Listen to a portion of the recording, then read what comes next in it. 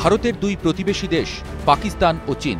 দেশভাগের পর থেকে এই দুই দেশের সঙ্গে কয়েকবার যুদ্ধে জড়িয়েছে নয়াদিল্লি। চীনের বিরুদ্ধে সুবিধা না করতে পারলেও পাকিস্তানকে কয়েকবার পরাজয়ের স্বাদ দিয়েছে ভারত।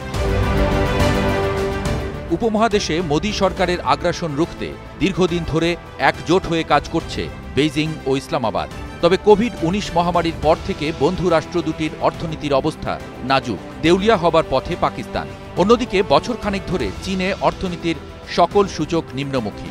এবার দুই দেশ থেকে এমন খবর এলো যা শুনে ভারতীয়দের চক্ষু চড়ক গাছ পরিস্থিতি।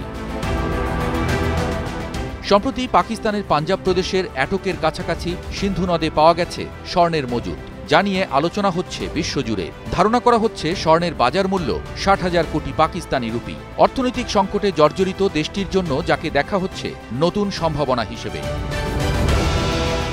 স্বর্ণের মজুদ সন্ধানের তথ্য নিশ্চিত করেছেন পাঞ্জাবের খনি বিষয়ক মন্ত্রী ইব্রাহিম হোসেন মুরাদ। জানান, জিওলজিক্যাল সার্ভে অব পাকিস্তানের দীর্ঘদিনের পরিশ্রমের কারণে সিন্ধু নদ থেকে স্বর্ণের সন্ধান পাওয়া গেছে। বর্তমানে স্বর্ণ উত্তোলন ও নিলামের জন্য আইন প্রণয়নে কাজ করছে সরকার। আগামী মাসের মধ্যে সকল প্রক্রিয়া সম্পন্ন হবার আশা ইব্রাহিম হোসেন মুরাদের।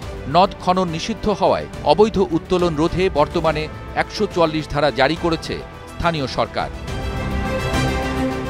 বিশ্বের অন্যতম প্রাচীন ও দীর্ঘ নদ সিন্ধু।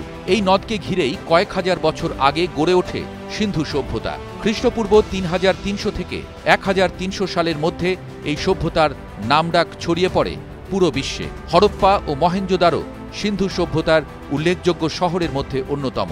সিন্ধু নদে পাওয়া স্বর্ণের উৎপত্তি পাকিস্তানের উত্তরাঞ্চলের হিমালয় পাহাড়ে। টেকটনিক প্লেটের সংঘর্ষে কয়েক মিলিয়ন বছর আগে এই পাহাড়ের উৎপত্তি। ধীরে ধীরে ভাঙনের ফলে এই স্বর্ণগুলো প্রবাহিত হয়েছে সিন্ধু নদে। প্রাকৃতিক এই প্রক্রিয়াটি প্লেসার গোল্ড ডিপোজিট নামে পরিচিত। এতে করে বিপুল সংখ্যক স্বর্ণ গড়িয়ে নির্ধারিত স্থানে জমা হয়েছে। ডেইলি পার্লামেন্ট টাইমের প্রতিবেদন বলছে, অ্যাটক জেলার প্রায় 32 কিলোমিটার এলাকা জুড়ে স্বর্ণ ছড়িয়ে আছে। প্রাথমিক তথ্য বলছে স্বর্ণের পরিমাণ 32 টনের বেশি।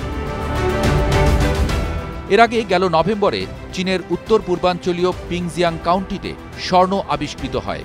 ধারণা করা হচ্ছে স্থানটিতে 1000 মেট্রিক টন স্বর্ণ মজুত রয়েছে, যার বাজার মূল্য $8,300 কোটি।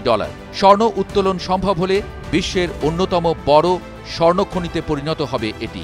দুই দেশের স্বর্ণ আবিষ্কার চীন ও পাকিস্তানের অর্থনীতিকে চাঙ্গা করতে বড় ভূমিকা পালন করবে বলে আশা বিশেষজ্ঞদের।